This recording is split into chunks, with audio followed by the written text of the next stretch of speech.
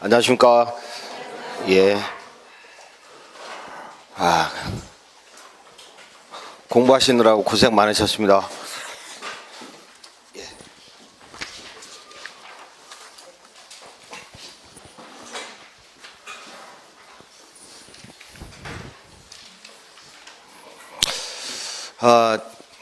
되도록 빨리 할 건데 이 강의를 듣고 안 듣고의 차이가 엄청납니다. 이게 이 강의를 들은 사람들은 부자 될 것이고 이 강의를 안 들은 사람들은 망합니다. 그래서 망하는 계약 실무 제목이 그만큼 중요한 부분이고, 저는 그 부동산 민법, 그러니까 뭐 공인중개사 민법 요거 강의를 했어요. 한 18년 한 것 같은데, 민법 강의를 박기인 선생님처럼 이 강의를 했다고요. 제가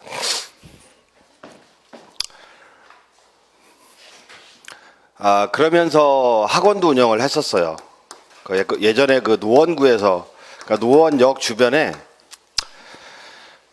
학원이 7개가 있었는데 7등에 7등 꼴찌 요걸 제가 인수를 하게 된 건데, 원래 제 사주를 보면 망한 거를 인수해야 된대, 제 사주가. 그래서 항상 망한 거를 제가 인수합니다. 사는 집도 경매야, 무조건 경매 받아서 옮겨가. 학원도 7등 망한 학원을 제가 인수해서 2년 만에 2년 후 1등이 됐어요. 그래서 그 당시에 뭐 수강 인원이 800~900명 굉장히 많았었죠, 한때는. 뭐 돈 많이 벌었겠네. 예, 많이 벌었죠. 근데 다 횡령으로 이렇게 누수. 결국은 돈을 못 벌었어요. 어쨌거나 저는 뭐 예컨대 한 100억 벌었다. 벌었어요. 근데 문제는 뭐냐면 101억 손해봤어요. 손해봤어. 요게 이제 관리의 문제거든요. 지가 아무리 벌어야 뭐해. 여기저기서 새는데. 인간은 기본적으로 성악설이 많습니다. 악한 게 맞다고. 돈 앞에서는 다 나쁜 사람이야. 그걸 알고 사업을 하셔야 돼, 이제는. 여러 가지 제가 경험담을 말씀드리는데, 근데 이거 하면서 제가 또 부동산에 관심이 많아서 그래서 대학원 때 대학교도 법대 나오고 대학원도 부동산 민법 전공했는데, 그러다 보니까 이제 공인중개사 사무소를 제가 운영을 같이 한 거죠. 봉천동 재개발할 때 그래서 스쿠터 타고 다니면서 그 노량진으로 강의하러 다니고 그랬었는데, 그게 벌써 뭐 한 20년 넘은 것 같아. 그래서 강사료를 받잖아요. 그때 강사료 꽤 많이 받았습니다, 제가. 학원 다니면. 그 당시에 한 달에 2천만 원 넘게 벌었으니까, 강사료만. 중개사무소에서 돈 많이 벌었다니까. 근데 벌었어요. 근데 또 중개사무소도 잘 냈어요. 봉천동 재개발할 때. 그러다 보니까 한 달에 한두 개씩 경매로 낙찰을 받았어요. 경매 낙찰. 전세 끼고 이제 낙찰 받아서 경락잔금 치르고, 대출로 경락잔금 치르고, 전세 놓고 싹 갚고. 그러니까 내 돈 안 들이고 한 개씩 이렇게 장만하게 된 거죠. 근데 이때 그 매매 법인을 만들었는데, 지금은 법인 만들기 쉽거든요. 뭐 주소지를 집으로 해도 돼. 자본금도 별로 100만 원 가지고 해도 돼요.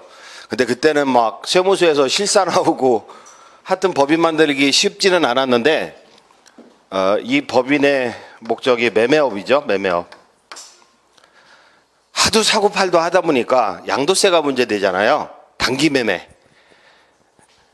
매매 법인이 사고팔고 할 때는 이게 양도세 내는 개념입니까? 양도세 개념이 아니잖아요. 그죠? 소득세 비용 처리해서 절세를 할 수 있는 그 개념이기 때문에 매매법인 두 개를 운영하면서 경매 투자를 많이 하게 됐어요. 근데 경매 투자를 하는데 아니 집값이 2배가 오르네? 참 희한하게. 특히 그 이주 수요가 터질 때, 이주 수요. 그때 뭐 기름 뉴타운이 시범 뉴타운으로 이주 수요 터졌을 때 특히 뭐 빌라나 아파트보다 단독주택 부지가 이게 2배씩 오르는 거야. 이게 뭐 평당 300짜리가 200짜리가 4,500 뛰고 막 그러는 거야. 지금은 뭐 2, 3천 되지만 이게 2배씩 오르는 거야. 야, 부동산의 가격은 수요와 공급이구나. 부동산의 가격은 수요와 공급이구나. 야, 이주 수요 조금 터지니까 집값이 팍팍 오르는구나. 이거를 제가 느끼게 된 거죠. 그래서 경매 투자로 이렇게 남기고 팔다 보니까 또 돈 많이 번 거죠. 예. 벌기는 많이 벌었지. 근데 아니 너무 비싸게 파니까 미안한 거야. 제가 원래 인간성이 좀 있거든요. 엄청 미안한 거야. 아니 2배씩이나 높게 팔라니까 너무 미안해가지고 내가 뭐 화장실 수리하고 바닥 다시 깔고 도배장판 다시 하고 싱크대도 그냥 짜가지고 이쁘게 하고 이렇게 깨끗이 해가지고 팔았어요. 그러다 보니까 지금 요 법인이 주로 하는 게 실내 건축입니다. 실내 건축. 분당 수지권에서 나무숲 인테리어 하면 모르는 사람이 없어요. 거의 1, 2등 하니까. 지금은 여기서 돈 벌어가지고 학원에 꼬라박고 있는 거죠. 벌어가지고. 아니 내가 법대 나와서 부동산 민법을 전공해서 그때까지만 해도 판검사 할 줄 알았지 인테리어 사업할 줄 몰랐어요. 지금 그 당시에 몰랐다고요. 요거 왜 했는지요? 알죠? 이거 너무 미안해가지고 이쁘게 고쳐가지고 팔다 보니까 재밌는 거예요. 그게 와 완전 헌집이 새 집이 되는데 또 고객들 만족하는 거 보니까 재밌는 거야. 그래서 요게 실내 건축도 하고요. 그리고 그 건축을 해서 분양도 합니다.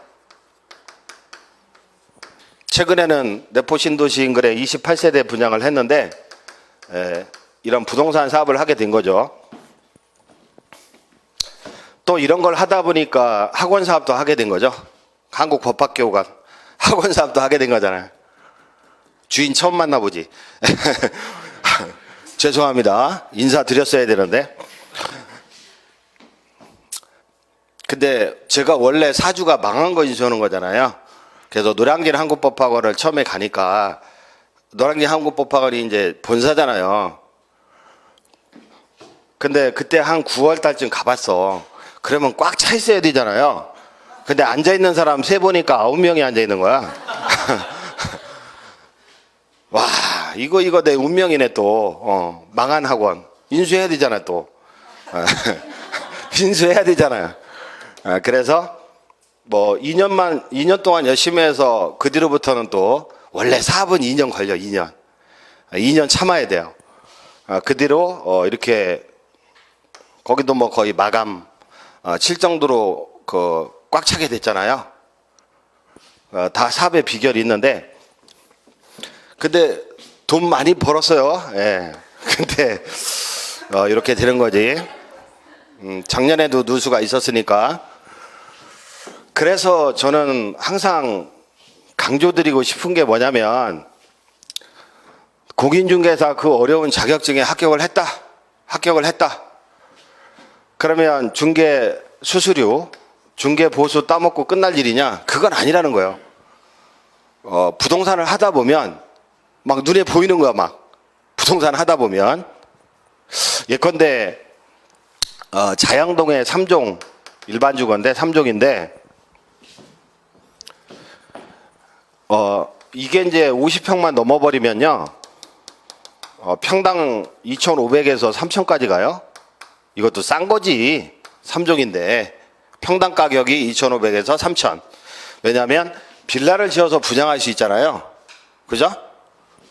근데 그 옆에 땅이 30평인 거예요. 평당가가 900이에요, 900. 2,500이 아니라 3,000이 아니라 900이에요. 3종. 그러면 여기서 고gin중개사 사무소를 하는 거예요, 주변에서. 그러면 딱 눈에 보이죠? 매물 현황이 쫙 눈에 보이잖아요. 야, 요 옆에도 30평인데 요 주인을 설득해서 매입하게 된다면, 그죠? 평당 매입가가 900이잖아요. 근데 매입 성공해서 60평으로 만들어버리면 평당 2,500이 되잖아요. 돈 버는 거죠?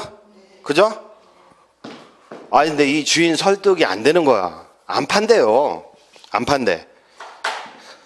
근데 설계사무소에 의뢰를 해보니까 원룸을 줘도 12개가 나오고, 근데 부동산 공법을 공부하다 보면 이 공법 참 어려운 과목이잖아요, 이게. 근데 그 시행령 시행규칙 합격을 한 이후에는 관심 있는 분야의 시행령 시행규칙 이런 걸 다 공부해야 돼요. 예컨대 뭐 사이즈가 30제곱미터 미만짜리다. 그러면 서울시 조례에 의하면 주차장 요건이 방 2개 1대 완화가 된다든지 이런 것들은 막 공부해야 되는데, 그려보니까 원룸을 들여도 되고 한 층만 원룸하고 밑에는 상가해도 되고, 3종이니까 상가해도 되는 거지. 했을 때 실투자금이 땅값만 2억 7천이죠.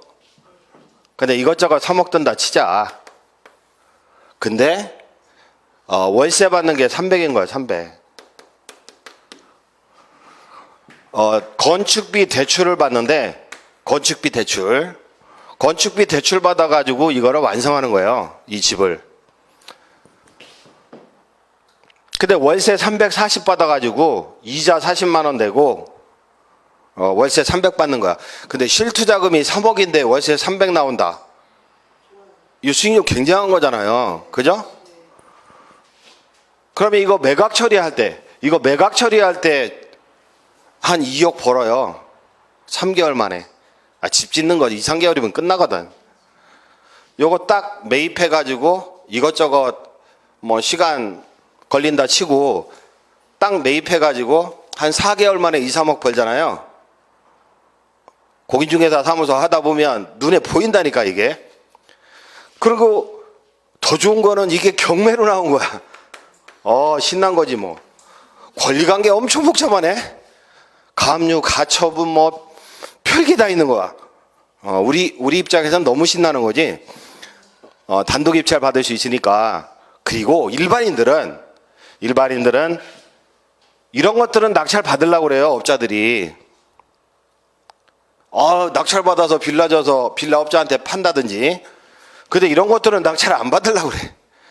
30평 미만짜리들은 낙찰 안 받으려고 그래요. 그러다 보니까 경매로 취득하게 되면 뭐 평당 600에 취득할 수도 있고 엄청 싸게 취득할 수도 있고. 그러니까 중개사무실을 하다 보면 경매도 하게 되고요. 안 한다고? 내가 인테리어 할 줄 몰랐다니까. 그 미래 일은 몰라요. 그리고 공인중개사 사무소를 하게 되면 건설업도 손을 대게 돼 있어. 근데 중요한 건 뭐냐면 이걸 통해서 돈은 버는 것도 중요하지만 중개업 하다 사고 나가지고 3억 물어주고 건설업 하다가 사기꾼 만나가지고 6억 물어주고 경매 낙찰 잘못 받아가지고 완전 망하고 이렇게 될 수 있다는 거죠. 그래서 이런 거 망하는 거를 좀 강조를 드리고 싶어서 제가 오늘 여기에 나온 거죠.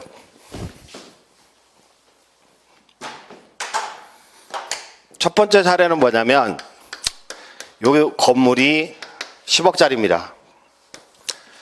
그래서 의뢰한테 10억 원의 매매 계약을 체결합니다. 근데 이미 채권 최고에 5억짜리가 있어요. 뭐 예컨대 국민은행, 노량진 지점이다. 노량진 지점이다. 등기부에 나와. 노량진 지점이라고. 근데 계약서를 쓸 때 계약금 1억 원, 중도금 4억 원, 전대금 5억 원, 소유권 이전 서류와 맞교환한다. 근데 계약서 쓸 때 오후 4시 10분에 계약서를 씁니다. 요때 은행에 전화하면, 국민은행 노량진 지점에 전화하면 전화 받아요? 안 받잖아요. 4시까지 업무 종료니까. 그래서 요거 조금 찜찜하긴 해. 은행에 전화해서 얼마를 갚아야 이거 말소 처리해 줄 겁니까? 왜냐하면 매수인은 빚지는 거 싫다는 거야. 또는 자기 주거래 은행은 우리은행이기 때문에 국민은행 대출은 말소 처리해달라. 나 나중에 우리은행에서 대출 받을 거다. 그러니까 대출금을 인수하지 않고 부동산을 매수하기로 한 거거든요.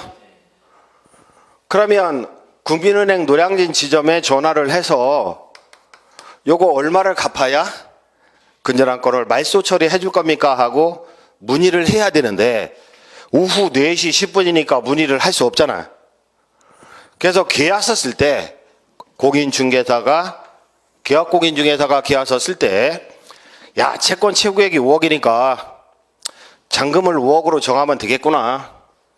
잔금으로 변제 처리하면 되니까 이렇게 계약서를 쓴 거죠.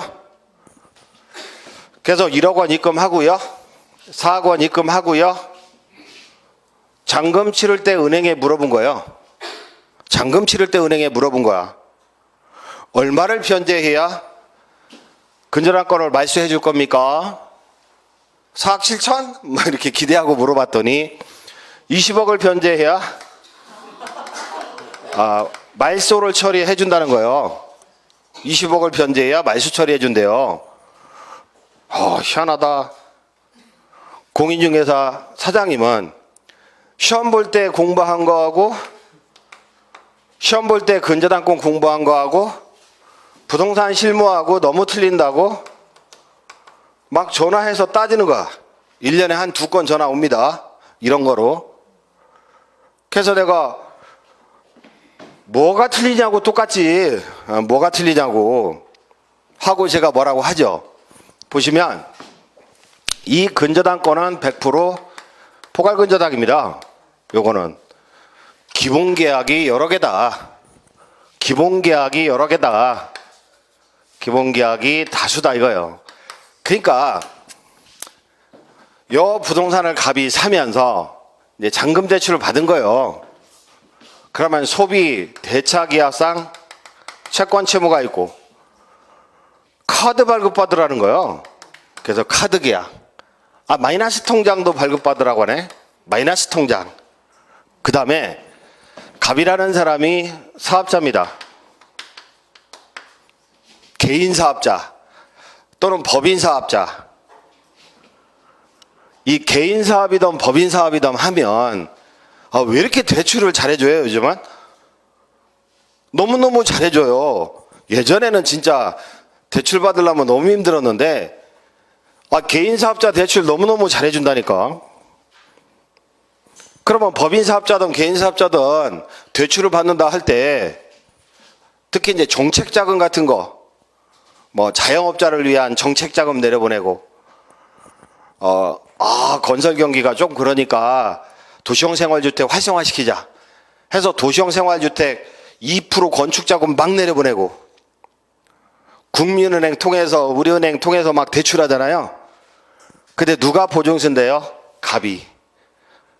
갑이 운영하는 법인 사업자다 하더라도 갑이 보증서잖아요.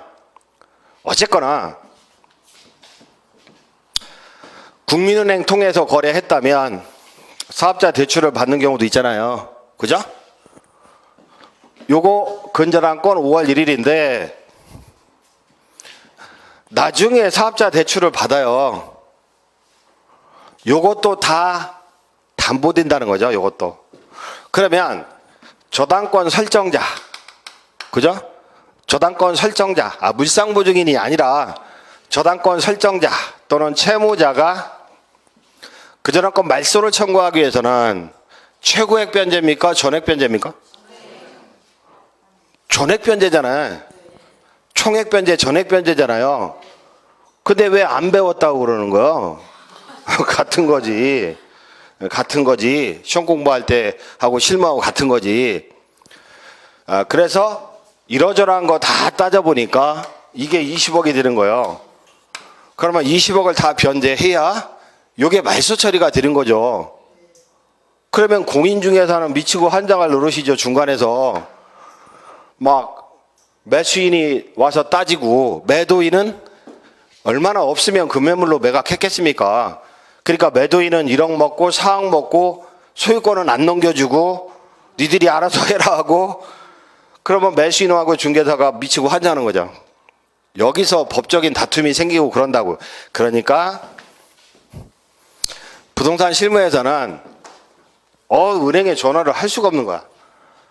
그러면 계약금은 500이나 또는 돈 1,000만 원 걸고 이길 날 만약에 1,000만 원 걸었다면 이 길에 9천만 원 매도인의 계좌로 이체한다. 은행 확인 후 변제해야 될 액수를 확정한 후에 이 길에 9천만 원을 매도인의 계좌로 입금한다. 이렇게 특약을 해야 된다고요. 상황 이해되세요? 아무리 나 저기 올해 한 3억 벌었어. 근데 이 사고가 터지는 거야. 사항 물어내야 되죠. 이런 사태가 벌어진다고. 흔한 일입니다. 그 다음에 이제 제가 또 말씀드리고 싶은 건 뭐냐면, 이제 불법 건축물. 요즘 서울이나 수도권에서 원룸 사업을 많이 하잖아요. 근데 원룸을 짓는다 할 때, 원룸을 짓는다 이런 거 할 때, 주차장 요건 완화 차원에서 꼭대기층은 투룸으로죠. 투룸으로 진 다음에 사용 승인을 득한다. 이제 준공을 낸다 이거죠. 그런 다음에 벽 철거하고 원룸 개조하죠. 그러니까 공사할 때부터 배관은 원룸 구조로 빼는 거야. 근데 준공할 때 특검 나온다 이렇게 얘기하거든요. 건축사들, 지역 건축사들 뺑뺑이 돌려서 하나 선정을 하는데 다 알면서도 준공 내줍니다. 다 알면서. 아이고 100원 뺐네. 준공 다음에 이거 철거하고 원룸으로 개조하겠구나 이렇게. 그래서 입주자들을 다 맞춘 거죠. 입주자들을 다 맞춘 건데 문제가 되는 건 뭐냐면, 기대출금을 인수한다 매수인이, 또는 신규 대출금을 조금 받는다 할 때 잔금 대출이 나옵니까? 안 나온다는 거죠. 감정 불가입니다. 그러니까 건축물 대장상 불법 건축물이 존재한다 하고 기재가 되어 있는 경우도 있고, 미처 발견하지 못해서 기재가 되어 있지 않은 경우도 있어요. 건축물 대장상 불법 건축물의 존재 여부가 기재가 안 돼 있다. 그래도 감정 불가로 잔금 대출이 안 나온다면 이 계약은 깨지게 돼 있어요. 오죽 돈이 없으면 잔금 대출 받으려고 할까? 대출 못 받으면 매수 못 한다는 거지. 그래서 특약사항에, 아니 공인중개사가 건축사는 아니잖아. 건축 전문가는 아니잖아요. 그래서 눈 뜨고 쳐다보면서 구조 살펴보고 도면하고 같이 비교해보고 그럴 일은 아니잖아요. 그죠? 그러니까 특약사항에 불법 건축물은 또는 불법적으로 증축한 부분 또는 개조한 부분이 없음을 확인한다. 이렇게 써줘야 된다고. 매도인은 불법 건축물이나 증개축 부분이 존재하지 않음을 확인한다. 이런 식으로 써줘야 돼요. 나중에 또 불법 건축물이 존재해서 감정이 안 나온다. 그래서 잔금 대출 안 나온다. 그러면 공인중개사가 책임질 일입니까? 그건 아니죠. 매도인이 전적인 책임져야지. 매도인이 지가 존재하지 않는다고 했잖아요. 면피수단입니다, 이게. 그 다음에 그 1페이지 하단의 동그라미 3번은 1페이지 하단의 동그라미 3번은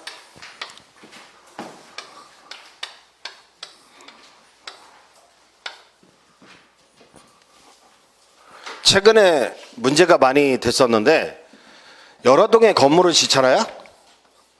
여러 동의 건물을 짓는데 착공계 낼 때 설계 도면에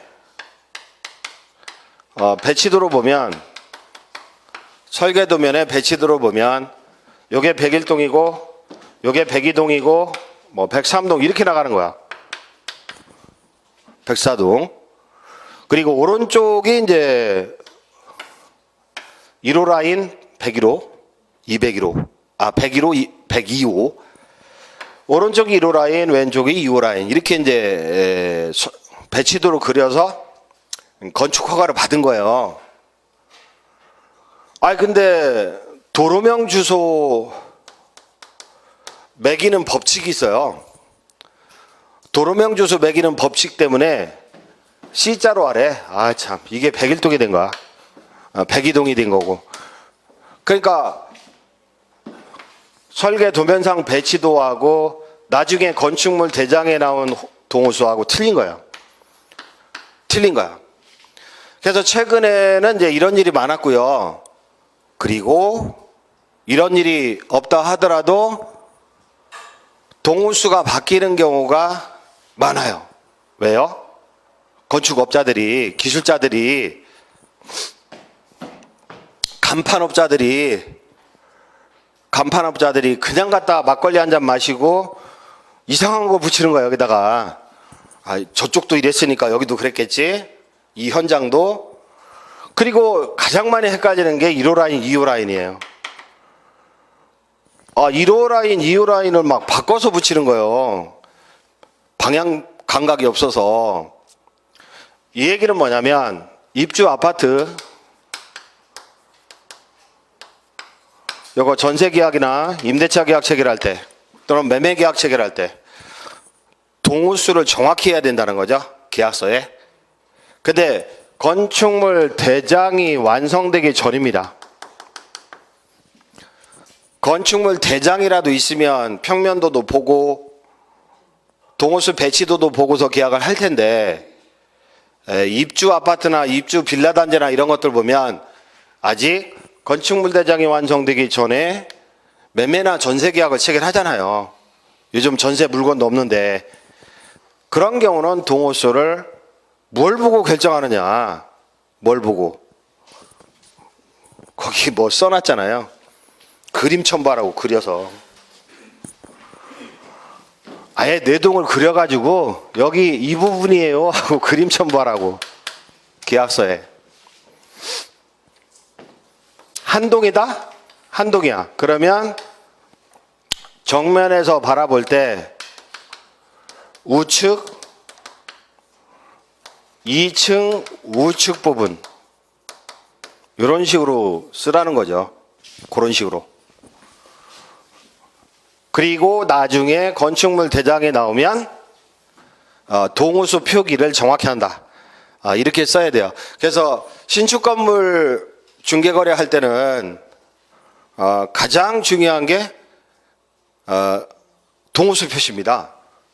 저도 챙긴다고 챙기는데 아주 미치고 환장할 노릇이에요. 제가 뭐 최근에 28세대 분양했다고 했는데 와 동호수 표시가 다 엉망이 돼가지고 1호 라인, 2호 라인도 틀리고 공사를 다시 하는 거야. 요 표시만 바꿔달아요? 가스비 엉뚱한 대로 나오고 전기료도 엉뚱한 대로 나오고 뭐 헷갈려 미치는 거야 아주 그냥. 그 정도로 거의 대부분 건설 하시는 분들은 막 헷갈려서 지멋대로 연결해놔요. 그렇기 때문에 항상 신축 건물은 동호수 잘못되어 있구나 이렇게 인식하고 들어가야 돼요. 그 다음에 민법 공부하실 때 동호수 표시 잘못하면 대항력이나 우선변제적 효력이 있어요, 없어요? 없잖아요. 보조금 다 뛴다니까. 그러면 공인중개사 책임이 또 옵니다. 그 다음에 맨 아래 은행 선순위 이런 식으로 은행 선순위 이런 식으로 가로쳐 놓고 있잖아요, 글자가. 그게 뭐냐?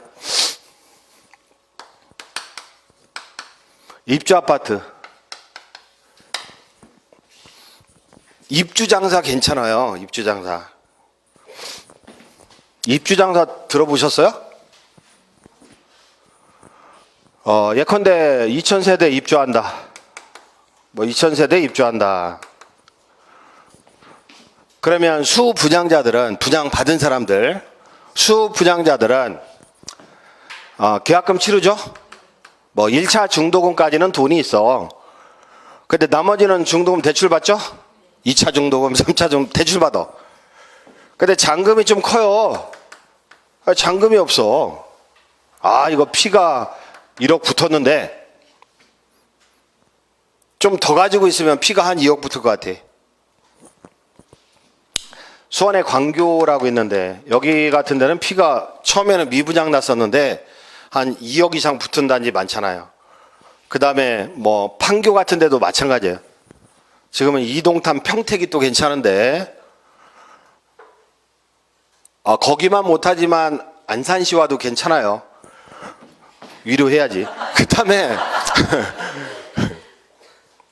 근데 조금만 더 가지고 있으면 피가 더 붙을 것 같아요. 그러면 더 이상 대출도 안 나와. 그럼 이거를 전세 놓는다고요. 전세금 가지고 잔금을 치르는 거죠.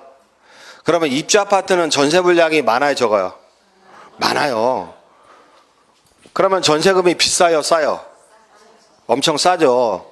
물량이 많으니까. 송파, 잠실 그쪽 그 주공단지 할 때도 보면 처음에 입주할 때는 1억 5천, 1억 7천 그랬어요. 32평이 전세금이. 근데 2년 끝나니까 뭐죠? 3억. 더블로 오르지? 더블로. 이런 식으로. 그래서 처음에 입주할 때는 전세금이 싼데 물량이 많아. 공인중개사들이 계약서 줄 서가지고 써. 너무 많이 써가지고 그 정도로 계약서를 많이 써요. 그리고 피 붙었으니까 매매하는 물량도 많고요. 매매 물량. 근데 문제는 뭐냐면 입주 아파트는 보존 등기가 나기 전 등기 정리가 안 돼 있어. 지적 정리도 안 돼 있고 한 2, 3년 걸려요. 그것도 빠른 거예요. 서울의 조합 아파트 같은 경우는 재개발 재건축 아파트 같은 경우는 5년 10년이 돼도 보존 등기 안 나는 단지도 있고요. 판교도 마찬가지고 판교 밑에 수지 죽전 뭐 이쪽도 다 마찬가지예요. 보존 등기 나기 전. 그러나 전세는 들어가죠? 미등기 건물의 전세라고요, 사실. 제 경험을 놓고 보면 이게 2000세대입니다.